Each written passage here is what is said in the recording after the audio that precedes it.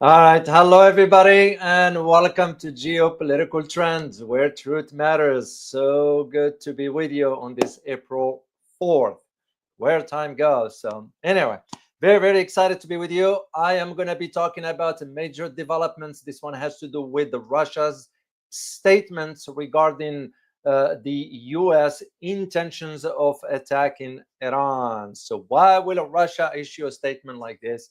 And at the second time, why will Russia be very vague about the sort of the nature of this statement? So I'm going to be providing you my own analysis, given that I had a chance to write books on each country. So you kind of do the nitty gritty research regarding these two countries before you write a book, and you kind of gain an insight into how the relationship between these two countries has evolved and so forth. So, and I'm going to be sharing some clips or excerpts rather from both books. So as I move forward, but first, let me say hi to our wonderful community. Good to see you all. As always, USA is dead. Wow, that's an interesting screen name there. Wisdom, good to see you. Winner Jasmine, good to see you. Taiwan still, as always. Lee Yang, hello to you as well. Willie Holman, Timeline Dunkley, Truth Seeker, as always. Wong KC, greeting from Malaysia. I'm yet to visit Malaysia one day, so it's on my bucket list. So, who else is here? Let me see. Just Bobby, good to see you. Amanda, as always. Francis Tango, Athene Wu, good to see you here. Sarah Carroll, good to see you as well. Alice Talukin, as always. All right, guys, let me get into what we're going to be talking about today. I'm going to do some headlines for you guys because it's very important to put things in perspective. I can't even speak today. To put it in perspective, in understanding that there are other developments taking place around the world, and that you have to sort of pay close attention to that. So let me start with the first one, and it has to do with China. Very interesting. This picture I'm going to share with you, I give credit to Reuters, by the way, but this picture is an old picture.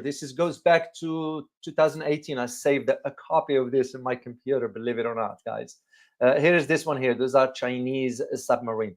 However, while the picture is old, the content is of recent. So here's the thing. What you're looking at is the Chinese nuclear-powered ballistic missile submarine during a military parade in South China Sea, and that was back in 2018. So, however, what I'm going to be talking about is what just happened at the beginning of this month. We're talking about 3 or 4 days ago, and this is where China has launched the series of large-scale military exercises, and this one, some sort of involving all China's branches of its military.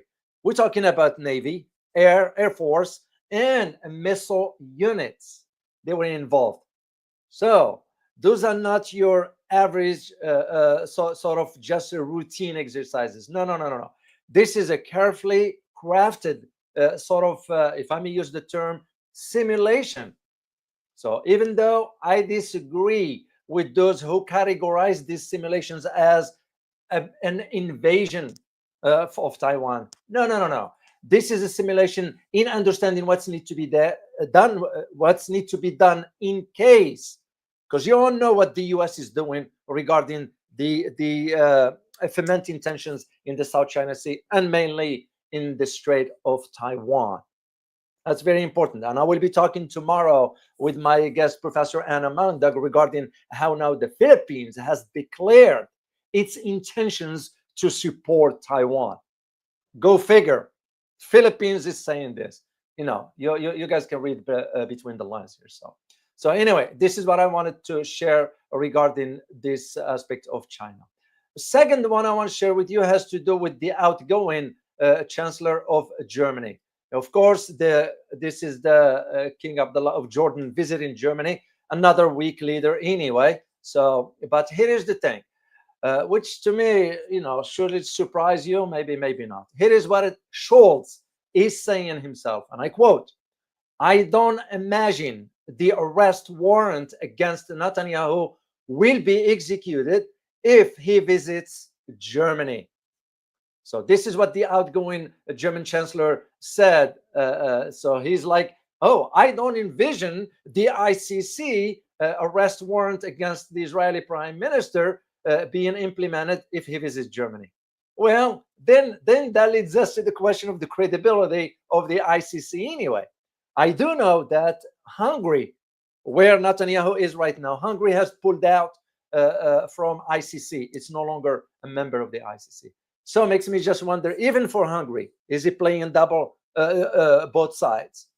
I don't know. You decide on that, guys. And the last thing I want to share with you has to do with the defense minister of Israel, Israel Katz. You know, what's interesting about this is that now you got the Katz warning Julani or Ashara, Julani, that is. Here is what it says. I warn you not to cross a red line. Whoever saw this coming, right?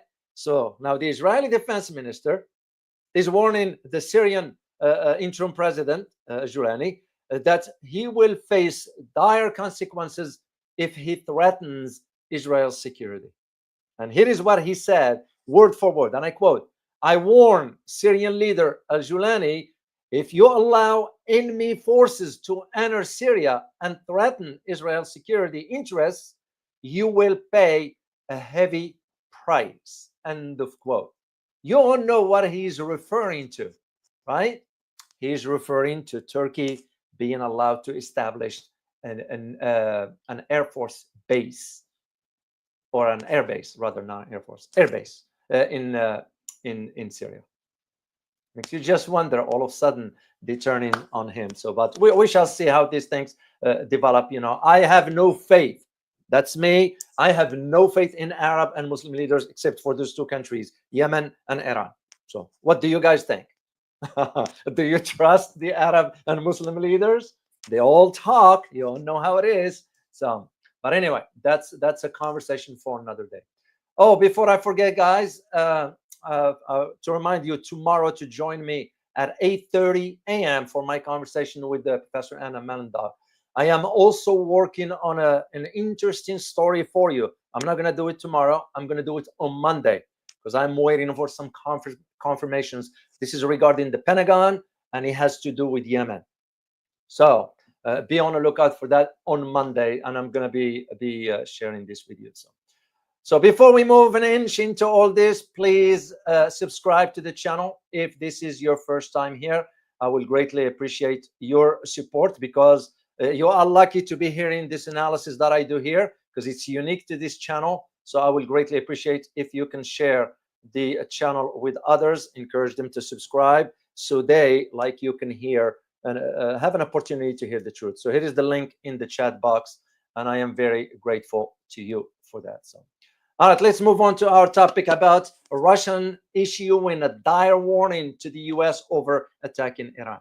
What I found very interesting about this is that Russia didn't come forward and said, we are going to stand by Iran. No.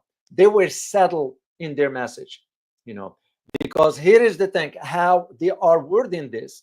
The Russians are considering any potential US action against Iran as illegitimate and unacceptable. You have to understand the content of these two words. Illegitimate, which means that you are breaking all international norms and laws and so forth. And unacceptable because that is just defies anything as far as what is expected of a so-called a major power on the world, how it behaves on the global stage.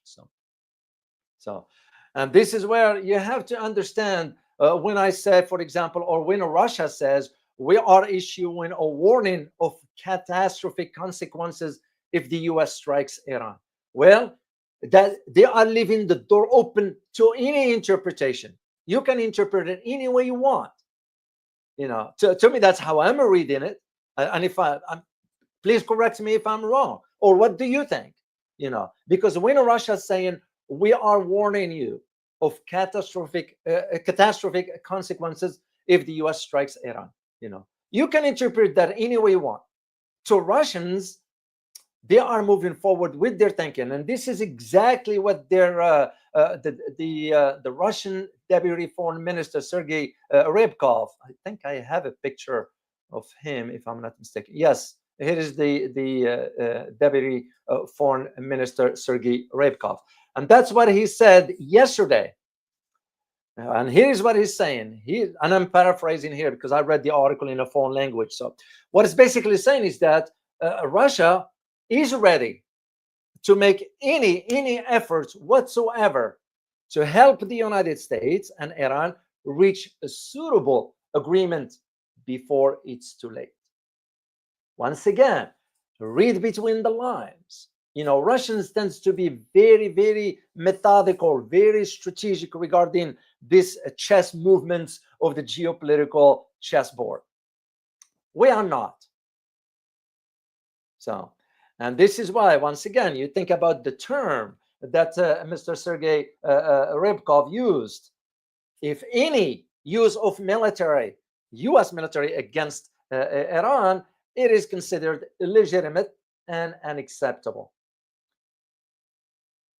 This is I found it very, very interesting. And that's why Russians came forward and made it clear that they are opposing any military strikes on Iran if Iran refuses to agree to a nuclear deal. Well, wait a minute. Who are you to force that they wanted to negotiate with you if they don't want to?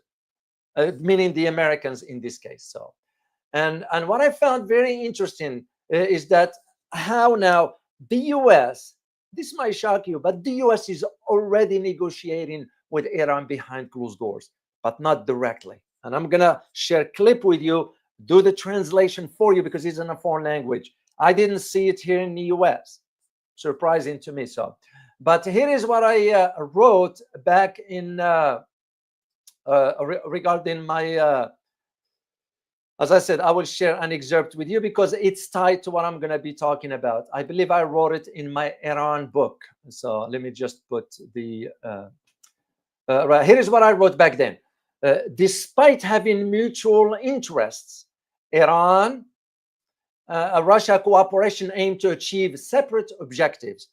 While it's no secret that Russia maintains economic and military ties with Iran, its objective is long-term. In my opinion, those objectives consist with Russia's ability to establish a naval base in Iran in a similar agreement to that of the United States in Bahrain. Doing so, Russia positions itself to challenge the US economically and militarily more openly than ever before. This is what I argued back then. And again, it makes more sense to me why all of a sudden the Russians coming forward. It's because there is more than what meet the eye. And basically, you have to go back to what happened in January 17th of this year. And I don't want to get ahead of myself here, but we're going to be addressing in that one. So it's by now you all know what Mr. Trump said, that threatened to bomb Iran if it does not agree to a new deal. So what, of course, Iran rejected the US proposal to engage in any direct negotiations. First of all, you can ask a country to negotiate under the gun per se. So second, you can put the conditions. This is like now what we are witnessing with, and I'm going to just give a similar comparison, but it's slightly different, with China. What the US was aiming with the tariffs against China is to force China into negotiating table. What China ended up doing is they hit back the Americans with more tariffs. As a matter of fact, I just found out this morning the Chinese has slapped about 34% more tariffs on the US goods. So because that era of bullying, it's not going to work, and it doesn't work that way. The same argument I will make about Iran regarding the US trying to force the negotiations with Iran for it to come back to the negotiating table and renegotiate its nuclear deal. No, it doesn't work that way. Because here is the thing, and I couldn't concur more with what the Deputy Foreign Minister Rybkov has said when he mentioned that the threats are really heard. In other words, We have heard of this threat and so forth. Ultimatums are also heard. We have heard that Donald Trump said, if you don't negotiate, we're going to have to resolve to the military option. Well, look, what have we achieved anything in Yemen? And this is, by the way, what I'm going to be talking to you about on Monday. Do not miss the live stream on Monday, because I am waiting just for some confirmations from something that's going on right now inside the Pentagon, and I'm going to be detailing with you. And this is exactly what I used to do during my presentations, when I will do a presentation for some either the civilian, military, or even investors. I will address this kind of issues ahead of time. A lot of people do not see. Of course, it just doesn't make any sense to them. And I said, listen, I am not talking to you about today. I am talking to you about the next 5 or 10 years. And this is exactly what I used to do in my personal presentations. And the reason I'm talking about this and mentioning this, because I addressed those in those private presentations that I did for those audiences. So I just wanted you guys to know there is the link if you want to check it out. I did disclose some stuff on the website there with some images, so check it out. It is, again, just to make sure. So this is where you're going to have to think in terms, okay, if Russia is now willing to help the Americans renegotiate with the Iranians, first of all, we have to think in terms, why would Russia be interested in all this? But there is one key aspect you need to understand. There are nuclear power plants that Russia has helped in Iran. This is why the Russians are focusing on, do not, to the Americans, it will be catastrophic if you attack the nuclear power plants. No.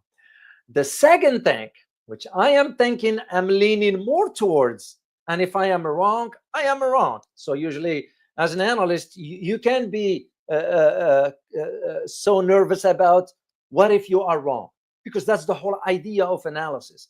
You do your best based on the information. To me, the way I'm looking at it is that the Russians might know something about the Iran's nuclear capabilities that have not been disclosed. And that is why they are sending this settled message. Do not attack the nuclear power plants. Maybe, maybe not. But to me, that's how I am thinking about it in these terms. And this is why, once again, here is what the Foreign Ministry of Russia stated in its statement, is that the threats to bomb Iran's nuclear energy infrastructure will lead to irreversible consequences. Just think about it, guys. Think about it. And this is where that idea of, and I'm going to share again another excerpt with you from this time from my Russia book, because all this is linked. Here is what I wrote back then.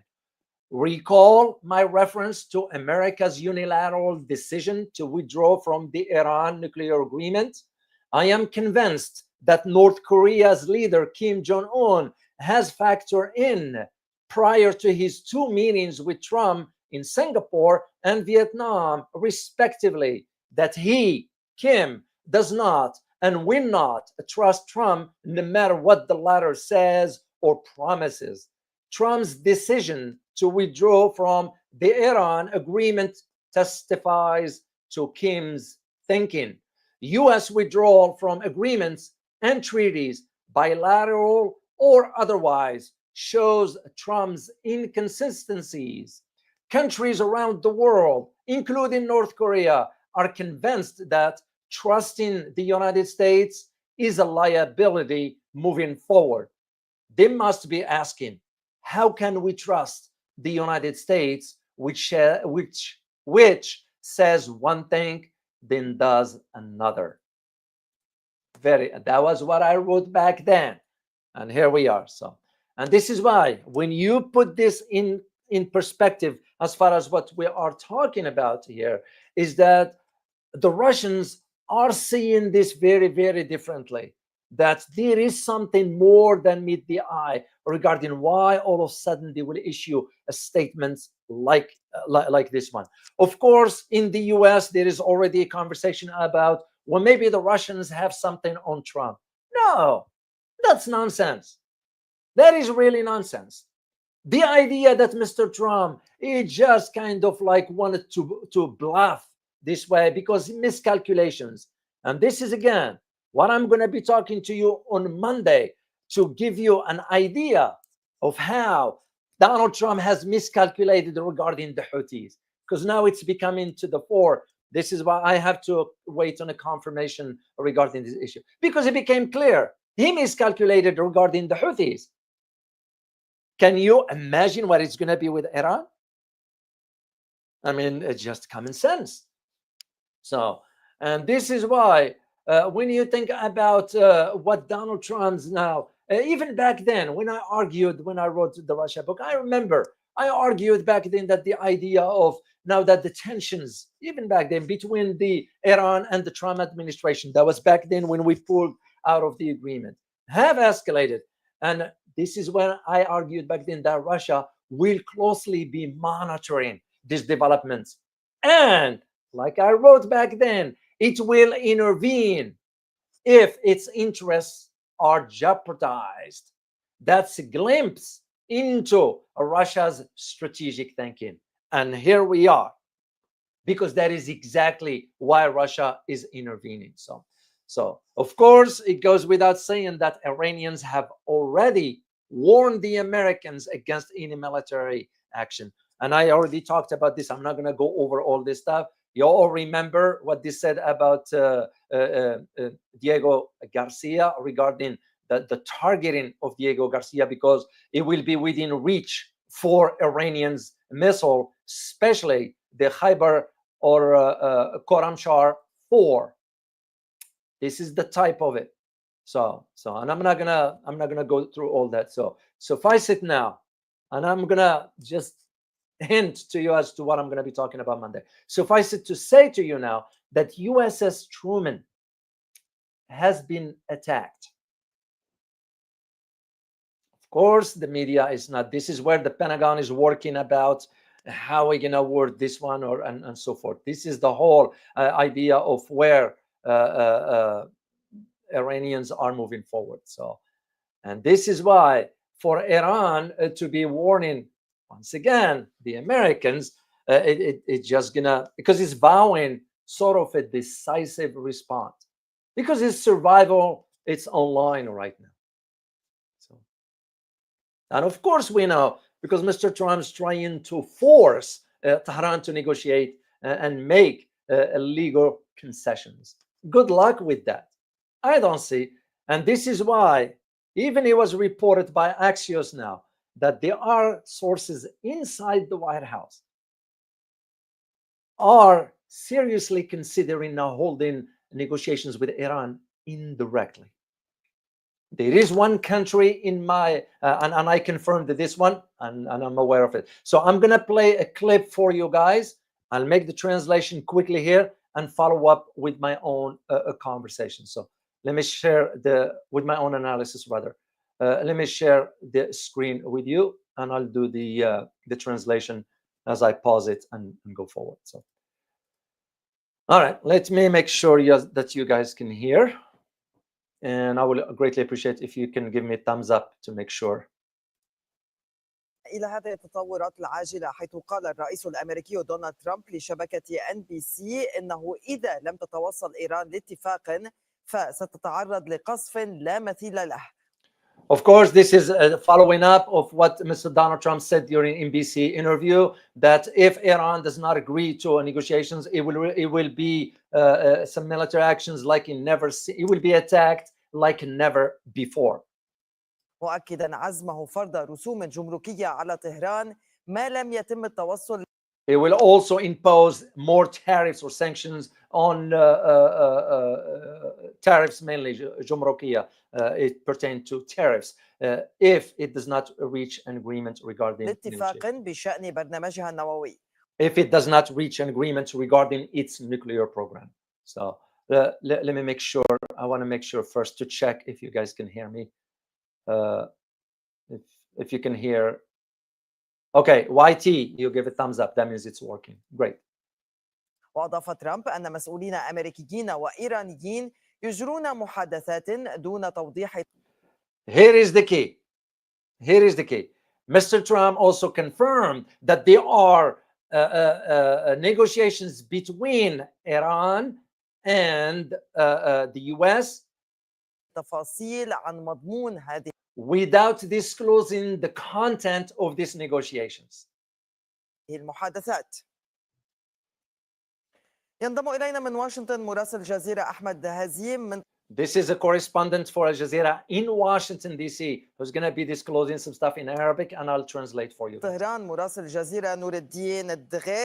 And this is the correspondent of Al Jazeera in Tehran. So I'm going to be translating for both of you because both of them speak in Arabic language. أحمد أبدأ معك تفاصيل ما صرح به ترامب فيما يتعلق بهذه المحادثات التي تجري مع الإيرانيين. فدى ربما الأبرز في هذه التصريحات قوله أن هناك مفاوضات مباشرة. Okay. She's asking the question about the statements by Trump regarding the negotiations. He's saying the key aspect to this is that his disclosure of the ongoing negotiations with the Iranians. So. أو حديث مباشر بين المسؤولين الأمريكيين والمسؤولين الإيرانيين دون أن يوضح ما إذا كان هذا الحديث عبر وسطاء أو Of course, without disclosing if these talks were through intermediaries, without disclosing the content of this negotiation. هذا الحديث بلقاءات مباشرة بين الطرفين مستوى التمثيل في. He didn't disclose the level of representation. In other words, was it our Secretary of State? Was it Secretary of Defense? Who was leading the negotiations? Donald Trump didn't disclose all this or disclosed which, if this to be through intermediary, which countries are we talking about? في هذه المحادثات أو حتى الطريقة التي تتم بهذه المحادثات سواء كنا نتحدث على المستوى السياسي أو حتى على المستوى. He didn't even disclose, meaning Donald Trump didn't disclose also the level of these negotiations. Are we talking about political or diplomatic negotiations? Are we talking? He didn't disclose anything. لكن كون إعلان الرئيس الأمريكي عن أن هناك محادثات مع الجانب الإيراني تدفع باتجاه الوصول إلى. However, the fact that Donald Trump is disclosing that there are negotiations with Iranians in order to push اتفاق جديد حول to push towards a new agreement regarding برنامجها النووي وامتداد لما ذكره أو regarding its nuclear program. ما نشر من رسالته إلى المرشد الإيراني والتي طالب فيها بأن يدخل البلدان بمحادثات ومن ثم. And this is also in a reference to the letter that Donald Trump sent to the Ali Khamenei regarding for Iran to enter into direct talks with the Americans. فتح العلاقات وتطبيعها وتمكين القدرات الاقتصادية. And also to enter into some sort of diplomatic agreement, maybe to reestablish relations between Iran and Americans, which, by the way, guys, I don't see that happening. That's a wishful thinking. What do you guys think? Will Iran and America ever establish diplomatic relations? My answer is no. What is yours? If you can type in the chat box. So let's continue on this one here. لإيران أو أن تتم هناك التهديد بضرب إيران وضرب منشآتها النووية وكرر هذا التهديد. And of course, Donald Trump has repeated his threats of targeting the nuclear facilities of Iran and during his letter that he sent. في هذا الاتصال الهاتفي مع شبكة NBC عندما قال بأنه And this one, by the way, was also during the interview with the NBC that took place. سيكون هناك قصف لإيران لا مثيل له في حال تمنعت عن الوصول. And of course, Donald Trump said during this interview that it will be an attack like in Iran never seen before in case it does not agree to negotiating with the Americans. إلى اتفاق مع الجانب الأمريكي. هذا كله هو استمرار لما يسمى هنا في الولايات المتحدة بسياسة الضغوط القصوى التي. This is what we, according to the correspondent, he's saying this is what is known in America as maximum pressure. which is true. He is right in his assessments regarding this strategy the US is embarking. مارستها إدارة ترامب في فترتها الأولى وتمارسها الآن. And this is, of course, the same tactics and strategy the Trump administration used during his first term and is now using it once again. في هذه الفترة عبر تشديد العقوبات، عبر فرض مزيد من العقوبات. This is in addition to adding more sanctions, tightening the sanctions. عبر إرسال رسائل إلى الجانب الإيراني سواء بالمكتوبة أو عبر هذا. And this is also through sending messages, whether in a writing or otherwise. هذه التصريحات لشبكات أمريكية من أن على إيران أن تتفاوض مباشرة مع الولايات المتحدة للوصول إلى. And the message that it says basically Iran needs to agree to direct negotiations with Americans in order to reach an agreement regarding its nuclear program. اتفاق يضمن لواشنطن أن إيران لن تقوم And what the US wants is that Iran will guarantee that it will not improve or work on its nuclear program. وتصنيع سلاح نووي. بالمقابل ستقوم الولايات المتحدة بتخفيف العقوبات عنها. And in return, the US will reduce. Here is what I found very interesting. It didn't say the US will lift the sanctions. It says it will reduce the sanctions, which means what? The sanctions will still apply. And that is why, once again, guys, put yourself in that position, in possession of Iran. Would you want to negotiate with the Americans? How can you trust what they're saying? So, and that's exactly where Iran, in my opinion, it's coming from. Let's continue here quickly. بتمكين الاقتصاد الإيراني من النمو والارتقاء بتطبيع العلاقات معها وإلا حسب ما كتب. This way the Iranian economy will improve once the relations are normalized between Iran and the US. الرسالة وحسب هذه التصريحات الآن سيكون البديل كارثي بالنسبة لإيران وهنا كان واضح. Well, according to the letters and the statements, this is going to be now a very bad outcome for Iran if في هذه التصريحات لإن بي سي من أن هناك سيكون قصف شديد على الجانب الإيراني وقصف that will be a major attack on Iran and so forth. It's almost the same rhetoric because here is what we've heard before about the Houthi. What Donald Trump said, I am going to bring them back to the Stone Age. Well, they're still standing. As a matter of fact, what they have done. And I don't want to get ahead of myself till I confirm stuff for Monday, but I'll share one thing that they were able to down, the Houthis were able to down certain US weapons, certain type of weapons. And again, I'll talk about this on Monday. So this still standing. What makes Donald Trump think that he couldn't achieve that with the Houthis? He will be able to destroy completely Iran. That just doesn't make any sense whatsoever. مثير له في ده. طيب ابقى معنا انتقل اليك This one's going to move to the correspondent and I'm going to fast forward to the guy in Tehran. فدا نحن الآن أمام تطور للمشهد هنا في طبيعة العلاقة ما بين طهران وواشنطن. انتقلنا من مرحلة الرفض الكامل للمفاوضات مع إدارة الرئيس دونالد ترامب وهذا كان قد. Now, he brought up a key point. He's basically saying now you are seeing a different scene on the landscape. We are moving from a complete refusal of the Iranian to negotiate with the Americans. And they did state that. I do remember disclosing this because it was confirmed that Ali Khamenei said, we are not going to negotiate. So this is exactly what the correspondent is saying, is that we are seeing the shift now, that we are moving into partial negotiations with the United States. Let's continue here, guys. أعلنه المرشد الإيراني في وقت سابق قبل أن تصل الرسالة الأمريكية إلى طهران. كان هناك الرفض قاطع. And that was prior to the arrival of the letter that Donald Trump sent. The Ali Khamenei was saying at that time there will be no negotiations with the Americans. بالنسبة لإيران للتفاوض مع هذه الإدارة بالتحديد، هكذا تحدث وقتها المرشد الإيراني. الآن نحن أمام تطور أساسي وجوهري وهو أن إيران فعلا تقبل الآن. And now we are in a major shift regarding that Iran now accepts this form of negotiations with the Americans. التفاوض مع الولايات المتحدة الأمريكية بشكل غير مباشر. However, not a direct negotiations. It's going to be through a third party. لكن حتى الوقوف عند مصطلح الغير المباشر يبدو أنه ليس لفترة دائمة. لماذا لفترة غير دائمة؟ Even for the concept of non-direct, it's not going to be forever. That could change.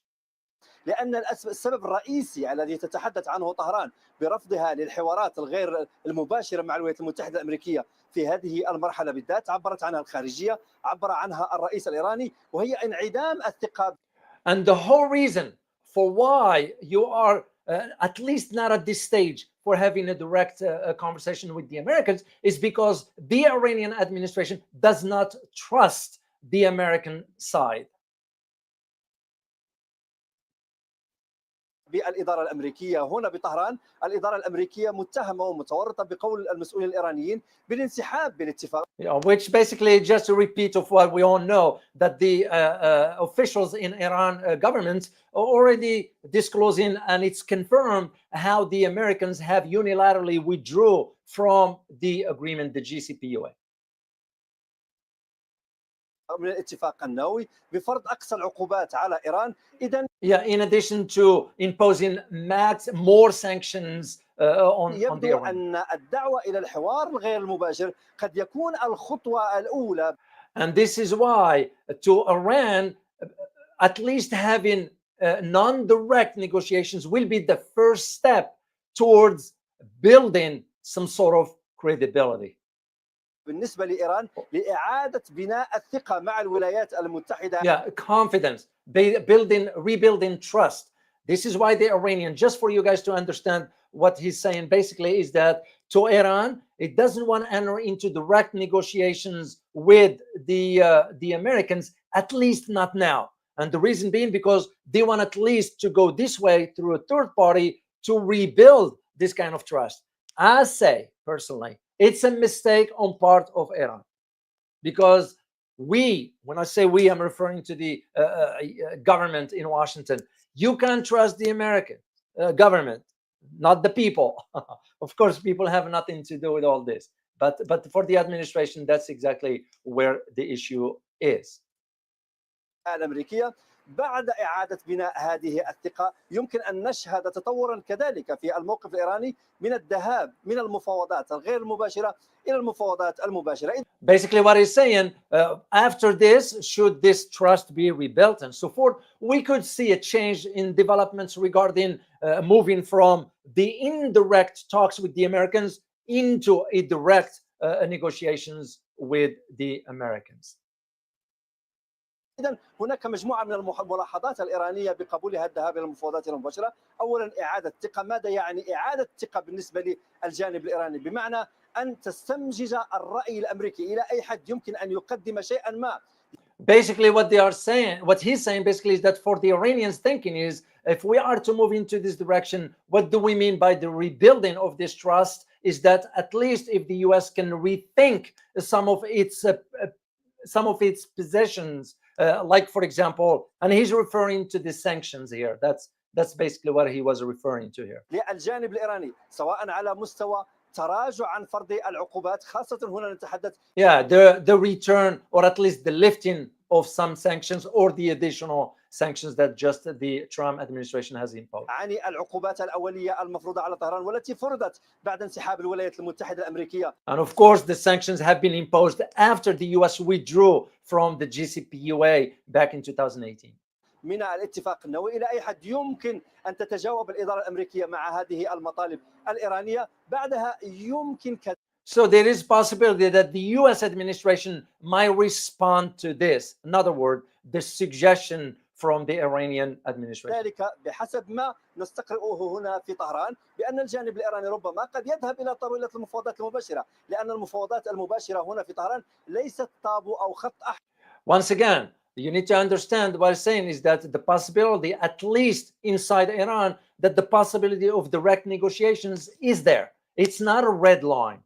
And this is, again, the not a contradiction, but a different from what Ali Khamenei was saying prior to receiving a letter from Donald Trump. احمر بالنسبه للسياسه الايرانيه، الايرانيون تفاوضوا مع الامريكان مباشره في عده ملفات. There have been some other files in which the Iranians have negotiated directly with the Americans. ملف النووي الذي ادى الى التوصل الى الاتفاق النووي عام 2005. And one of it has to do with the nuclear program or nuclear file in which these direct negotiations led to the agreement regarding the GCPOA in 2015. في الملف الافغاني وفي الملف العراقي. And there are two other files that Iranians have negotiated with the Americans directly. One of them has to do with Afghanistan, and the other one has to do with Iraq. كان الطرفان يجتمعان على طاولة واحدة. إذن المغزى الأساسي من الدعوة الإيرانية إلى المفاوضات الغير المباشرة وهي محاولة من الجانب الإيراني إلى إيجاد أرضية إلى إعادة الثقة. And this is basically all it is. For the Iranians, the way they're looking at it is just to rebuild the trust and so forth. I'm going to stop it right here, guys, and keep moving with what I need to do. What I need to do regarding the analysis here. But you get the idea. You get the idea. At least there might be something different. And this falls within the realm of why the timing of the Russians' initiative regarding this. Well, you have to think about something here. And I'm going to take you back to really a few months ago when I had my conversation with Larry Johnson. I don't know if you guys will remember this. And I remember Larry mentioning something about the North-South corridor. This is a very important, and I'm going to share a map with you because I'm very familiar with it. I'm going to share a map with you here. And this I give credit to CSIS. This is... when you look at here, the North-South corridor, this is, we're talking about railroads, we're talking about the transportation aspects of it. And Iran plays a major role into this. And why is this important? Because you have to go back to January of this year. What happened this in January this year? It was the meeting that took place between the visit of the Iranian president to Moscow, in which he signed an agreement, the agreement with Iran. I thought I had a picture that I saved the picture here. Yeah, I do. Let me share the picture with you guys because I need you to see it. It'll make more sense to you right here. I just didn't upload it. Okay, Iran. Where is Iran? At the picture here. There we go. Let me share the picture with you. And this one here, guys, this is when this signed. And if you read that, I'll provide you the link later on in the description, guys. If you read this, there is one particular aspect that addresses the North-South corridor of transportation. And could it be, like I asked when I shared with you my excerpt from my book, could it be that the interests of Russia might be threatened? That's why they went ahead and issue this particular statement. And once again, I'm going to share the excerpt with you from my book because I disclosed this back then. And here it is. It's coming to the forefront right now. What's interesting is that not only Russia into this, also China. So take a listen here. Here is what I wrote. If I may add, the Trump administration's maximum sanctions pressure on Iran, combined with the threat of war, will see Russia and China siding with Iran, thus contributing to an already shifting global balance of power. To those in the West who argue that Putin's strategy to reinstate the USSR glory the days is a dream, I say they are mistaken. Putin is marching steadily towards achieving that objective, and sooner or later, the West will come to terms with that reality. Do you recall a decade ago when the West stated that China's economy will take many decades to catch up to that of the United States? No more. The trade war between the US and China indicates the falsity of the US's preceding assessments. Welcome to the reality of geopolitics, I wrote back then. So this is why you need to understand why Russia is entering into this. But here is one aspect also, part of this analysis that I'm doing for you here, is I'm going to bring something that nobody saw this coming. And this one has to do with France. Now, France is entering the fray. What the heck? Why will France get involved into all this? Because it was reported now by Axios yesterday or Wednesday, I'm sorry, on Wednesday, that sources saying that now France has argued that if an agreement with Iran is not reached, a military confrontation appears almost inevitable. Why the heck? Why would you care? France has its own economic problems to deal with, has its own issues. And if I am to guess, it's because Emmanuel Macron wanted to divert the attention after what he just did behind the scenes of blocking Marine Le Pen from running for office because they're going to charge her with some embezzlement and all. You all know what it means, because they don't want her to run for 2027 presidential elections. And now Donald Trump, just this morning, support Marine Le Pen. This is why I'm saying you will think about why the Iranians, why the French all of a sudden gets itself involved into all this. Why? No. Because here is the thing that you need to understand. Those talks, the indirect talks between the United States and Iran, it's going through a third country, and that third country is Oman.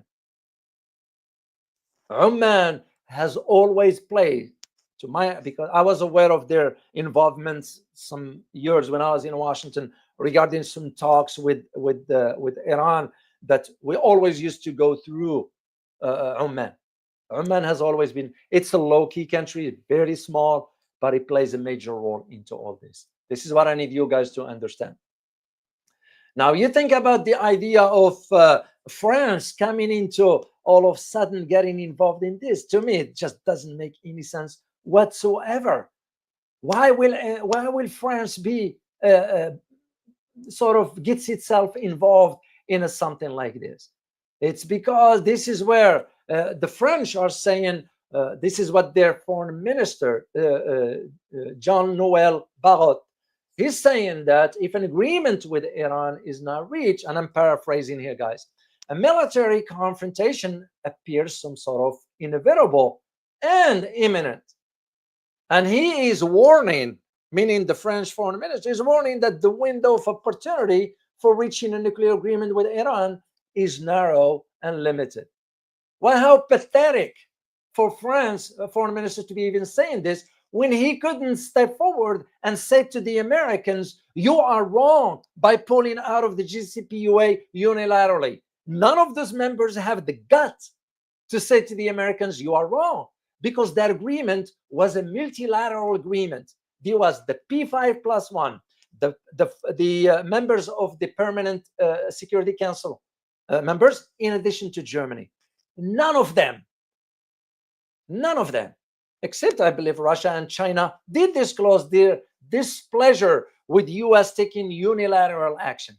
And if we signed a multilateral agreement, we have to honor it.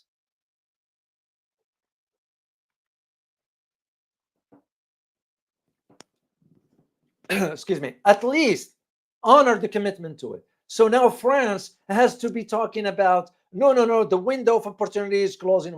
No, you have no credibility whatsoever. This is the same country that's saying, no, we want to send our troops to Ukraine. Nonsense. This is nonsense. Because here is the thing. France now is indicating that the European Union will adopt new sanctions on Iran in the coming weeks. Of course, it's related to something else completely. But it still makes you just wonder. And all this comes within the context of what the US is doing against the Houthis that shows no sign of defeating the Houthis. To the point, I am starting now to question the ethics of what we are doing. And specifically, I'm going to just touch on this because I'm going to keep this information for Monday. Here is one picture I want to share with you. And I give credit to the Houthi Media Center. What are you looking at? You are looking at the US bombing the reservoir of water in Al Mansouriya district, which is in Al Hudaydah. So basically, this aimed and already happened, cutting off water to 50,000 Yemenis. There is an ethical dilemma into this. That water reservoir is not a military installation. What are we bombing this for? You know, it's almost like my country has no shame whatsoever, can't even do the right thing. Once again, think about it, guys. You bombing a water reservoir for 50,000 people. 1,000 people that have nothing to do, and so, with attacking the U.S. USS Harry Truman. Second thing, the United States in this case, saying, "Oh, I am going to bring them back to the Stone Age." You couldn't, because they're still standing. The blockade on the Red Sea still standing. So where is all this? And now, when you think about trying to cut off water to 50,000 people, you know that this is beyond what morally right. You know, I understand in conflict you're gonna target military installations, you gotta deal with soldiers and all that stuff, but civilian infrastructure, it's no different than what Israel is doing in Gaza with hospitals and so forth, cutting off food, water, and so forth. You know, that becomes, and again, I remember when I did my master's degree, there was one course I had to take about the ethics of war, because my background in that master's degree was about international security. And that was one of the issues we have to address. And I remember my former professor at that time, Dr. Larry Hufford, wonderful human being. So, and I remember we to talk about this, and I said, you know, should we revisit the history of the US in Vietnam? How ethical was it unethical rather, was it of the US to conduct what it did in both Vietnam and Laos and even Cambodia? I'm seeing a repeat of that right here. Why will we attack water reservoirs for? This has nothing to do with blockade and all that. What a shame. What a shame. So, and again, I am waiting on some confirmations. There is something else going on that the Pentagon now is dealing with, whatever. I'll finalize everything tomorrow, but I'll do the live stream for you on Monday. So make sure not to miss that live stream on Monday, the 7th, I believe. Right. So anyway, suffice, and I'm going to wrap up this one here, guys, because that's all I have to share with you. Suffice it to say right now that the Russians' statements can be translated or interpreted into different directions. And it was by design, because the Russians understand they can trust Mr. Trump or any American leader for that matter. You know, this is when I wrote "be pragmatic," meaning the Russian president telling the American president, be pragmatic, and rightly so. Because even now, you're going to have to think about Ali Khamenei going back. You know, of course, his statement that there will be no direct negotiations, that was prior to receiving a letter. And I am a believer that the Russians will step forward to support Iran in case it is attacked. Why? Because the Russians have their interests at stake. And with the massive movements of the U.S. aircraft, the B-2 bombers into Diego Garcia, you know, it becomes just clear. However, the Iranians made it clear that we have the means to target that location. And I believe they will. This is not about bluffing. I do not believe they are bluffing on this, because they know their survival depends on it. So they're not going to all the bases in the Middle East or West Asia, Qatar, United Arab Emirates, Bahrain, Kuwait, Saudi Arabia, Jordan, Egypt. I don't know about the one in Turkey, but again, Turkey is playing both sides. This is why Turkey wants to move into Syria, because he wanted to fill the void left by, because Bashar al-Assad was a client of Iran. Iran's influence in Syria has diminished. Of course, Turkey wants to fill that void because there is a void, security void. That's why Israel was doing what it's doing. So, but at the same time, you see now how Israelis are turning on Giuliani. They're turning on him because Giuliani has reached a deal with Turkey to allow it to establish a military base in Homs, in that area. That is. So this is what I believe it's going to happen. It is, again, my belief that the let me remove this picture here. Oh, where is it? There we go. It is my belief that the Russians are certainly sending a subtle message to the Americans: do not attack Iran's nuclear facilities or even attack Iran in general term, because they're using the term catastrophic outcome if the nuclear power plants are attacked. But it's not about that. It is more into it. And the Russians, it's my belief, I don't know about the Chinese. What do you guys think? Do you believe the Chinese will side with the Russians in support of Iran? Let me just see your answer, yes or no, into this. China, in my opinion, I don't see any signs from China regarding this. But I do see, especially with these statements by the Russians, that Russians will. Amanda, you say yes. Shadi, you say yes. Boycott, you say yes. YT, you say yes. Dave H, you say yes. Masi Anders, you say yes. So apparently, Truth Seeker, Paul Mustana, you say yes. Apparently, it's becoming clear, because one of specific interest for the Chinese is energy. And of course, China's getting a lot of oil from the Iranians. Foster, Sylvester, you say no. The possibility is there. But again, Chinese will step in. In my opinion, my belief, Chinese will step in to defend their own interest if they are threatened. And what a best way to do it if they join hands with the Russians together. Because if they do, the US stands no chance. And like I always say, always remember this, guys, moving forward. The four countries: Iran, Russia, China, and North Korea. Just imagine the military power those four bring to bear. It will be stupid. I'll use the term. It will be stupid of the US government to overlook or think of itself as highly militarily confronting those four together.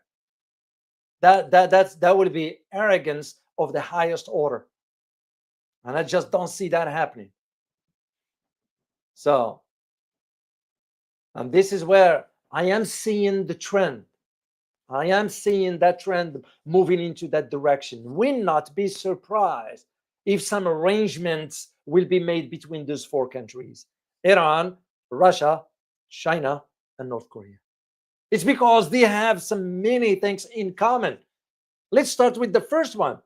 They all share a common enemy. So, and this is, and again, to me, and again, my opinion, that's how I see it. Could I be wrong? The possibility is there. But again, I've been around long enough to know what I'm looking for. And I feel comfortable saying this one here. So let me say thank you, guys, to Army with Harmony, who gifted a membership for. Oh, thank you so much for your support, Army with Harmony. Truly appreciate you. Far, I want to say thank you for your super sticker. Truly appreciate your support. Kevin Baptiste, thank you so much for your continued support for the channel. I'm very, very grateful. I am Valentina. I can't thank you enough for your continued support. You wrote, the US doesn't understand, settle, Russia will help. I couldn't agree more. And much appreciate you, Valentina. You're so kind. And the last one here is Diko Sovi. Thank you so much for your super sticker. I'm very, very grateful to you. Guys, I hope you enjoyed this. Once again, guys, please make sure to support my upcoming Asia trip. I know we are not moving forward in this fund. I don't know why, but again, maybe I mentioned it to the end of the stream. Maybe I should do it at the beginning of the stream. Maybe next time I'm going to do it at the beginning of the stream. Maybe some people might not be aware of this one here. So I will greatly appreciate it. Here is where we are so far. We are about 11%. We still have a long way to go. I will be grateful if you can support this upcoming trip to Asia. I intend to do this sometime in August, sometimes after August. So I don't know the time frame exactly. All depends on when we reach that level of funding for it. So, and I'm very, very grateful to you for that. So, also, if you want to support the channel, this is the link for the channel, and I'm very thankful to you for that. So, all right, guys, I'm gonna sign off here. Oh, thank you, man. Fresco Brooks, I love you. I love you because you speak the truth. Thank you very much. So make sure, please, to share the channel with others and encourage them to subscribe. I would greatly appreciate it. So, because truth matters, as I've always believed that. So I'm very, very grateful to you. All right, guys, remember tomorrow. Don't forget to join me tomorrow with Professor Anna Mandog, because she got some new developments that's taking place, and I look forward to that conversation. And for my Filipino viewers, remember to tune in tomorrow at 8:30 my time here. That will be 10:30, I believe, Manila time. So make sure you join me tomorrow. As always, remember, geopolitics impact your daily life in more ways than one. Till next time, guys. Bye-bye.